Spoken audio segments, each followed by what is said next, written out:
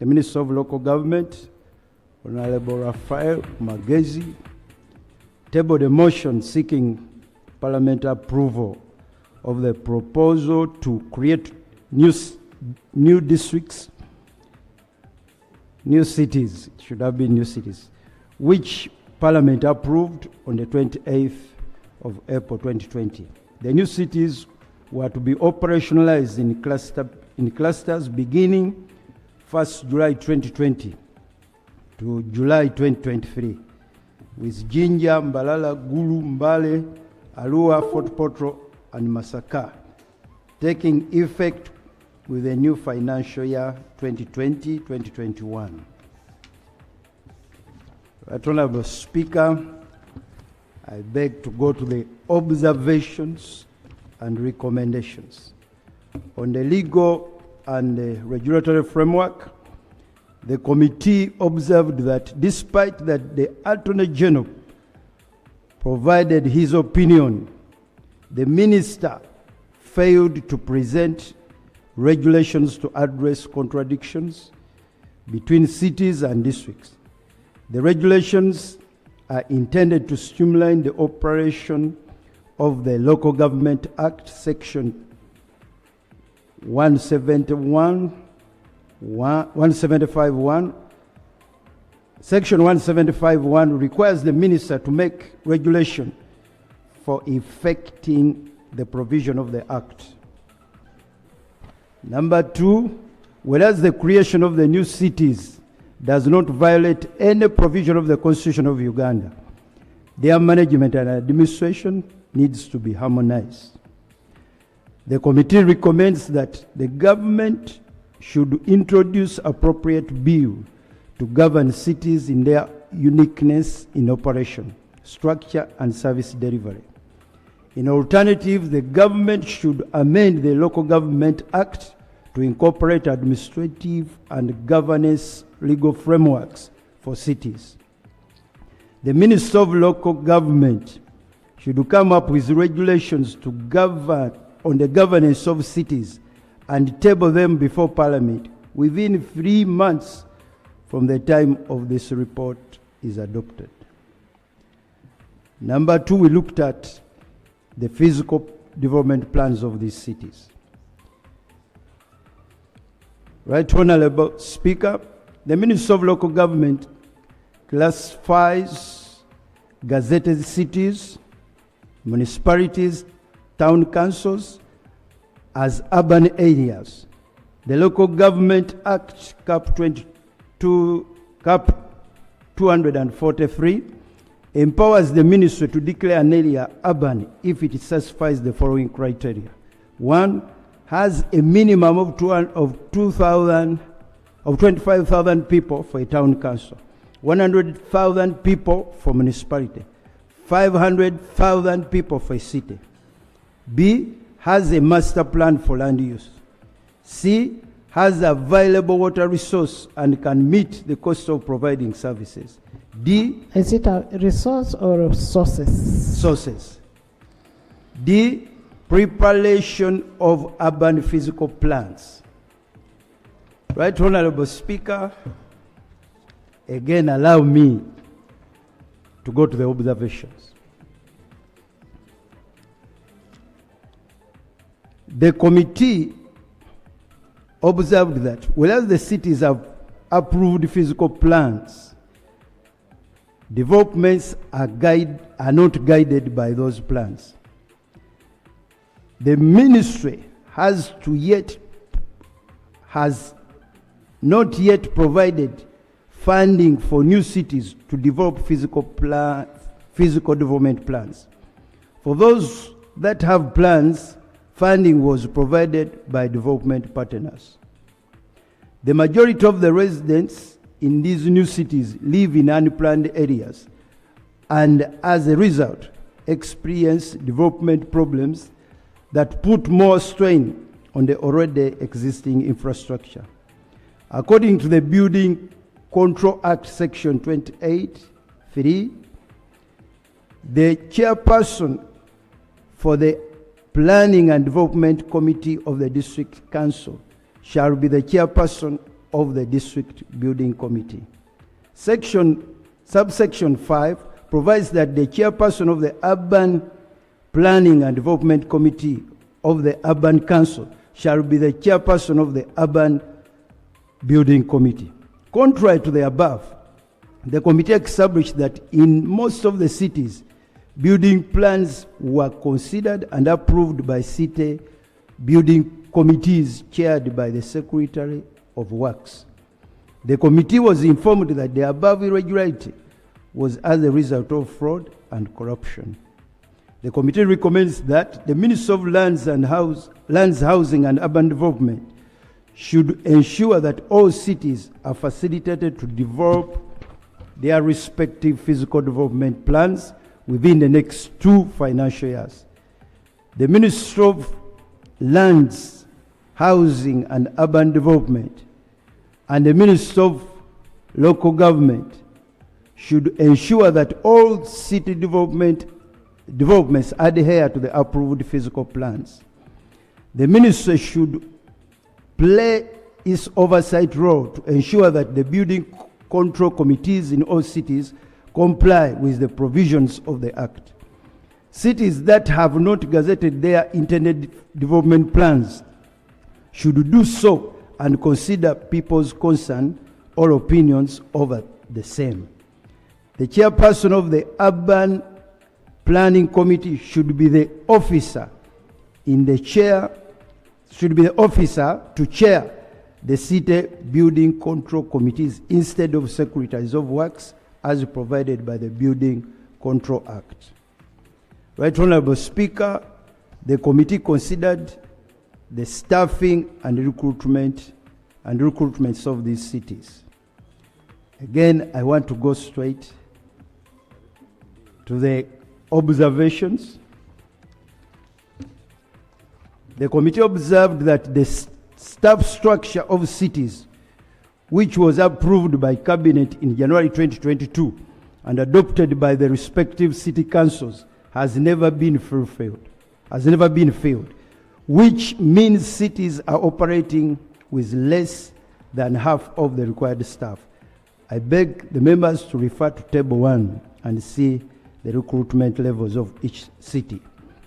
Number 2, all affected cities suffered from a shortage of staff due to the ban on recruitment by public service, despite the variability of the wage. The current position by the Ministry of Public Service is that the ban applies only to the recruitment on replacement, a situation that has greatly affected staffing levels in all cities and mother districts. The committee recommends that the government should ensure the implementation of the approved human resource structure for cities and lift the ban on recruitment.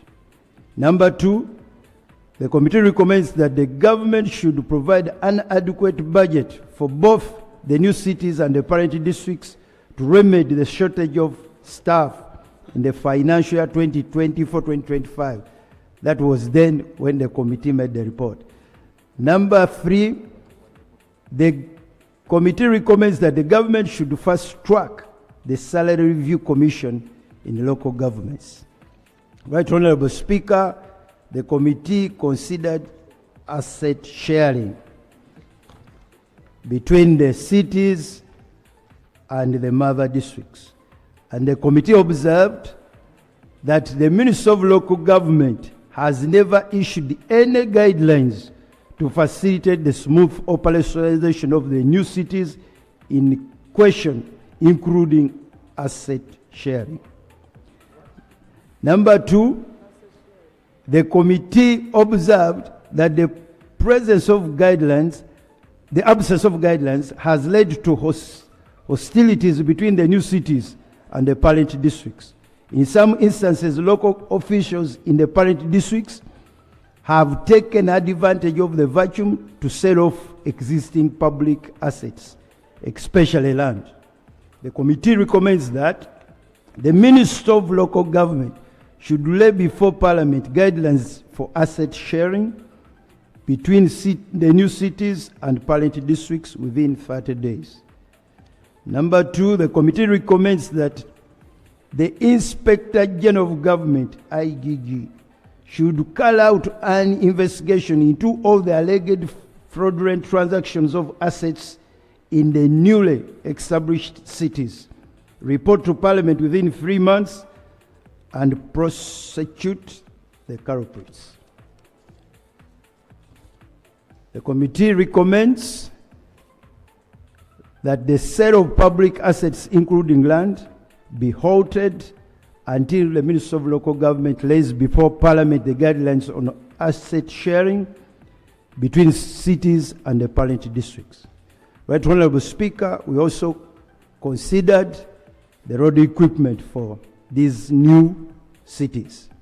The committee observed that lack of road equipment has affected cities' efforts to maintain already dilapidated roads, mainly because they have to incur mechanical repair costs for the road construction equipment, most of which was already grounded when the cities were still under municipal status.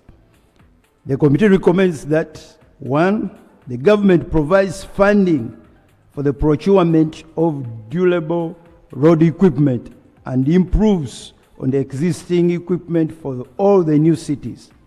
The equipment, among others, should empower cities to construct paved roads in the financial year 2024-2025. That's when we wrote the report. The committee recommends 2, that the Minister of Works should adequately equip regional mechanical workshops to prevent the high cost of transport and delayed maintenance works. Right Honourable Speaker and Honourable Members, the committee also looked at the statutory bodies. And the committee observed that although the Minister of Local Government enabled cities to establish required statutory bodies, these were not well facilitated to enable them to effectively execute their mandate. The committee recommends that the government should provide adequate funding to enable statutory bodies in the cities to execute their mandate. Right Honourable Speaker, the committee also looked at the relocation of new district headquarters. And the committee observed that the government had neither supported the district local governments to relocate to new headquarters, nor facilitated cities to set up their new offices. Number 2, the committee observed that there is no law that requires that a district headquarters must be constructed in a place recognized as a town. Paragraph 2 of the 3rd schedule of the Local Government Act only requires such a declaration of town to be made after construction of the district headquarters.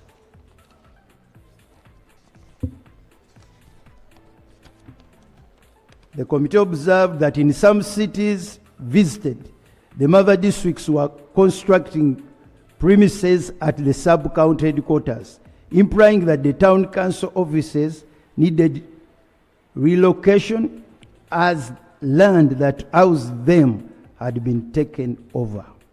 The committee recommended that the government should implement its early commitment of equal startup funding for all the mother districts. That was by then.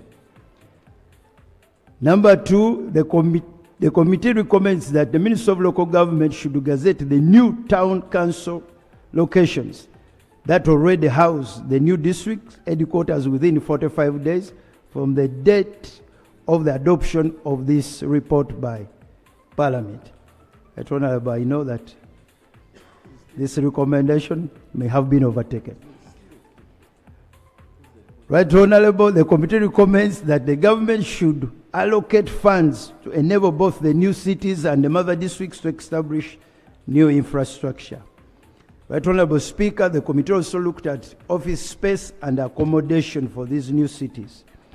And the committee observed that the majority of staff for the new cities still occupy and use the office space for the old municipalities, which is not sufficient for their smooth operation. The committee recommends that the government should provide adequate funding to Mava District to construct and furnish new district headquarters as a priority in 2024-2025. The government should introduce a legal framework to streamline and guide both Mava districts and the new cities in asset sharing and relocation and infrastructure. Right Honorable Speaker, the committee also looked at remuneration of political leaders in the new cities. And the committee observed that Regulation 4 of the first schedule of the Local Government Act, cities with high local revenue will have more funds to spend on emoluments of their officials as compared to those with less revenue, which not only creates discrepancies in payments to the public servants, but also creates room for abuse of funds in a disguise of emoluments. The committee observed that discrepancies in emoluments and allowances cause a decline in morale and create unnecessary competition for jobs within high revenue generating local governments and low level generating local governments, thus attracting an environment of corruption. The committee recommends that the government should introduce a bill that will govern the operation of cities. The committee recommends that the government should amend the Local Government Act and any other relevant laws that govern a city or urban area to harmonize the salary and emoluments of staff and political leaders regardless of revenues generated. Right Honorable Speaker, the committee looked at the funding of the cities. And the committee observed that the process of creating cities was done without due consideration of the criteria laid out in the Local Government Act, Cap 243. The committee observed that in the process of creating these cities, some rural sub-counties were annexed to the existing municipalities without putting into consideration several critical issues about the future growth and development of the cities. The committee observed that the government has failed to fund cities as per the status. The committee recommends that the government should ensure adequate and sustainable funding to the newly created cities in the subsequent financial years before the remaining 5 cities take effect, that is Entebbe, Moroto, Nakasongola, Kabale, and Wakiso, to enable them to meet the demands and expectations of a city status. The committee recommends that the government should be transparent with Parliament and the public, stating whether it can fully implement this commitment. General observation. The Committee on the Government Assurance and Implementation did its assessment and found gaps in the operationalization of the 10 cities created by government and approved by Parliament. The gaps were largely attributed to lack of an enabling regulatory and legal framework, office space and accommodation, appropriate physical development plans, inadequate staffing, and inadequate funding. Conclusion. The committee concludes that to a large extent, the government has not implemented this assurance to fully operationalize the new cities. I therefore pray that the report of this Committee on Government Assurance and Implementation and the status of implementation of the government assurance to fully operationalize the newly created cities be considered by this House and the recommendations therein adopted. Right Honorable Speaker and honorable colleagues, I beg to report. Thank you. Thank you.